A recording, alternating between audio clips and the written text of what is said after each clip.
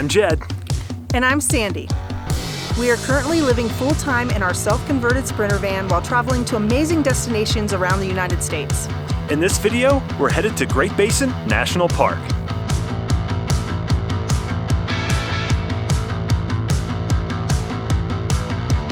Good morning, everybody. I am super excited because we're in Great Basin National Park. Many of you may have never even heard of Great Basin National Park. It is located in the beautiful state of Nevada, right along the Utah border. I am just blown away with how beautiful it is out here. This is probably the most remote national park we've been to. This national park is actually one of the least visited national parks here in the United States. Again, we don't know why, except for the fact that it is really, really remote. Anyway, so we have started our day. We have driven up to 9,850 feet, and that is where we are starting to explore the park today. We drove up what is called the Wheeler Peak Scenic Drive. Absolutely beautiful. The leaves are starting to change up here. Don't worry, we'll show you as we go down. We're planning on stopping at the overlooks as we go down to show you that along the drive. It's a 12-mile drive. It's not super long, but it is a little windy and curvy road, but it is gorgeous up here. The colors are starting to change and it's beautiful, so I think it's going to be a great day to do this hike, so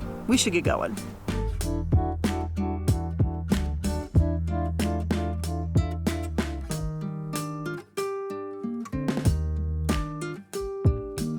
All right, so this is what we are doing. We are at the Bristlecone Alpine Lakes trailhead, and what we're going to do is we're actually going to combine two trails into a longer trail. We're going to do the Bristlecone Pine Trail, and then we're also going to do the Alpine Lakes Loop Trail. Each of those is 2.8 and 2.7 miles respectively, and they have about 600 feet of elevation gain each, so it should be a really good hike. I think we're going to clock in at about 5.5 miles and about 1,000 feet of elevation gain.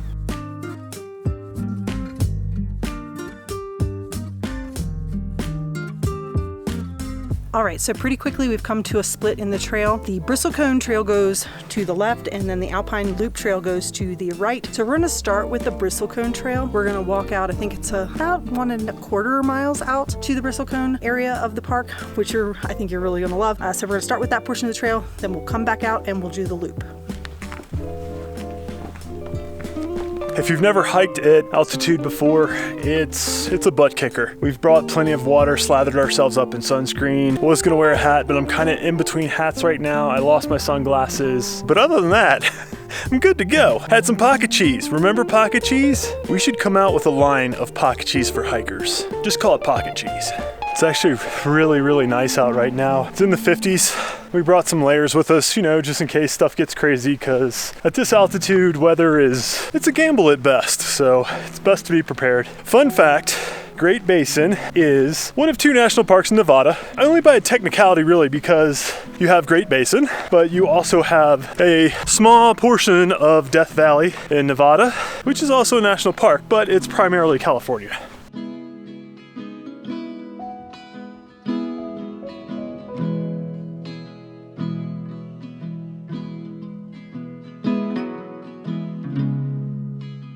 We're starting to get some really, really beautiful views. The trail's been rocky, but hasn't been bad at all, really. Probably shouldn't say that this early in the hike, because as soon as I say that, we'll round the corner and it'll be a 500-foot scramble straight up.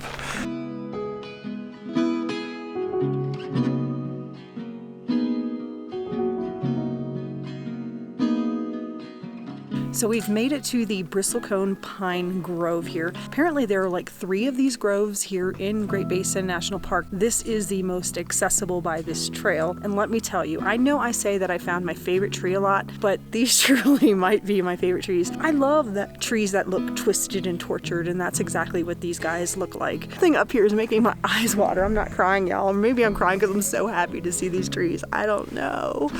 Really, really cool thing about these trees is they are the oldest known living thing on Earth. These trees can live to be 4,000 to 5,000 years old. That is crazy. So when talking about people and trees, we don't like to use the word old. We'd like to use the word wise. This tree right here was born in 100 BCE. Say that again. 100 BCE. 100 BCE. That's just mind-boggling. This is the oldest thing I've ever seen, I think, in my entire life, as far as like a living thing, the wisest thing I've ever seen in my entire life. And they said that this died in 1400 BCE. CE. Oh, CE. Thank you, because that's quite a difference. But it's also really impressive because this tree is, although it died a long time ago, it's still standing and strong.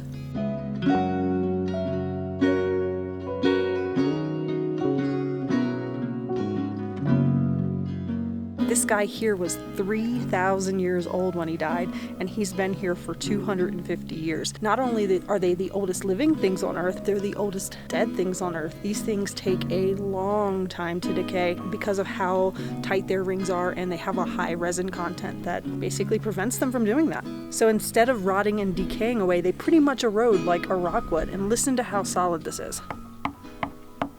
That's solid. Dead for 250 years, y'all. It's beautiful though.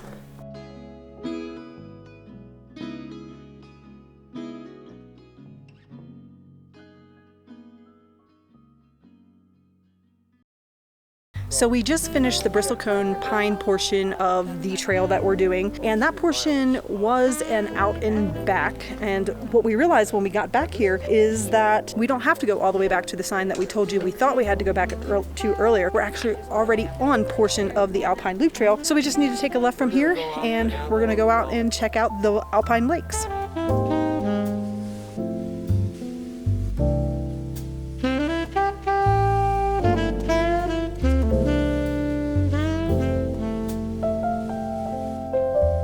There are multiple alpine lakes on this trail. Currently we're at Lake Teresa, which sits at 10,230 feet. It's fed by this really tiny little beautiful stream. I imagine during the springtime that this lake is much bigger during the snow melt, and the little stream is probably quite a bit bigger. This is just a beautiful place. I could just sit down here and relax all day.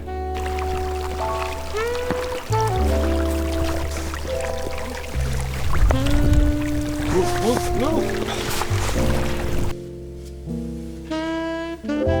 Look at these trees. They never get old. I mean, I just love looking at them.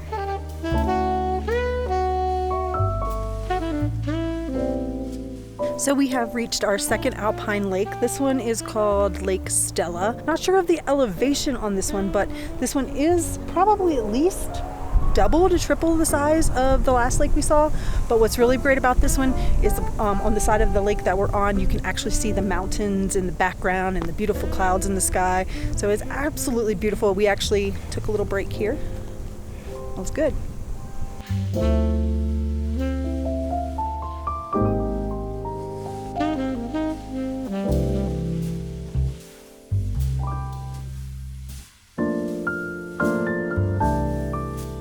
I'm really enjoying these tiny little streams that we're coming across as we're headed back to the parking lot. This place isn't particularly like super lush or super green, but around these little streams, it looks like something from out of a fairy tale almost.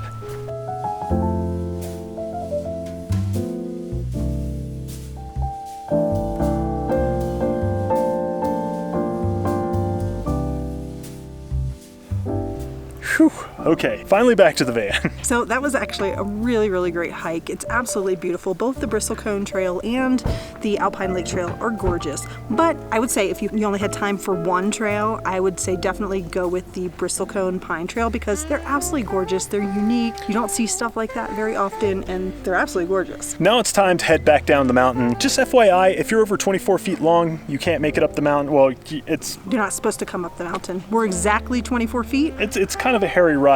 Yeah. There's also some overlooks that we're hoping to stop at on the way down, so let's get to it.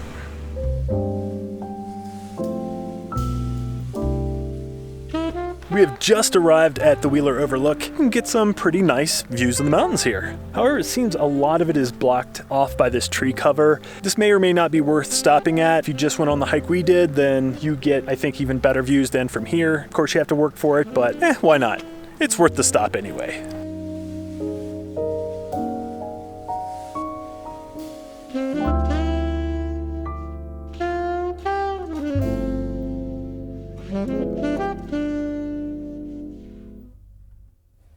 Okay, well, welcome to Mather Overlook. This one is actually really impressive. You can see the pop of the aspens against the side of the mountains. Out of the one of 2 overlooks that we can get to, and you only want to stop at one, make it this one.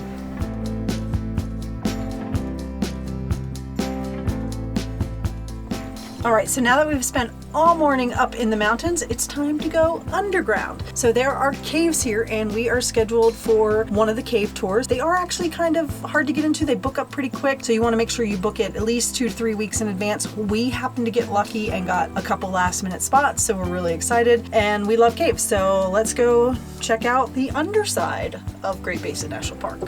The underside? The underside. Is that what you, is that all you had? It's the underside. Where we're going to enter this cave is this door right over here. This is the unnatural entrance to the cave. It's a lot easier to talk about the cave once we're actually in it, so let's enter the entrance tunnel. Oh no.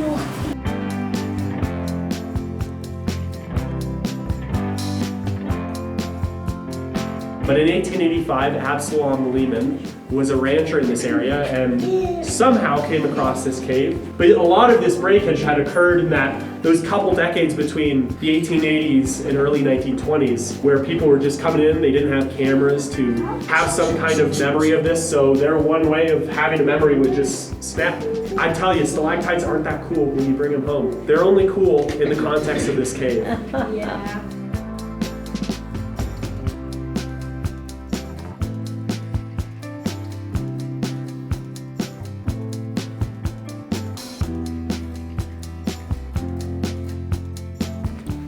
So we just got back from our cave tour, and it was actually a lot of fun. There are 2 tours that they offer here. We took the lodge room tour, which is the shorter of the 2 tours and takes about an hour to complete. There is also the Grand Palace tour, which is a little bit longer and lasts for about an hour and a half. FYI, it is about 50 degrees in the cave year-round, so dress appropriately. One of the coolest things about this cave is it has a formation that's not found in many other caves. They are called cave shields, and there are over 500 of them? 500? 500. 500 of them in this cave. And if you take other caves in comparison, I think the tour guide had mentioned specifically Carlsbad, and I think they have what, like maybe 15 in the, and that's a guesstimate because I can't remember exactly what he said. In comparison, they have very little. So it's a very cool formation, and that's what we love about caves is like different caves have different formations and different things that you can see. And the other cool thing about this cave was there is a large amount of marble.